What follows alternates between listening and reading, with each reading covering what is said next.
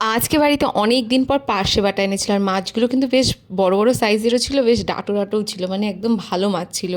তো ধুয়ে ভালো করে নুন হলুদ মাখিয়ে ভাবলাম আজকে একটু সর্ষে পোস্ত দিয়ে করি। অবশ্যই এই মাছটা এক এক সময় জানো তো কলা পাতায় পাতুরিও করি, তো ভাবলাম আজকে একটু সর্ষে পোস্ত দিয়ে করি। আর কলা পাতায় পাতুরি যেটা করি তোমরা যদি দেখতে চাও আমাকে অবশ্যই কমেন্টে জানাবে, আমি অবশ্যই তোমাদের সাথে সেটা শেয়ার করব।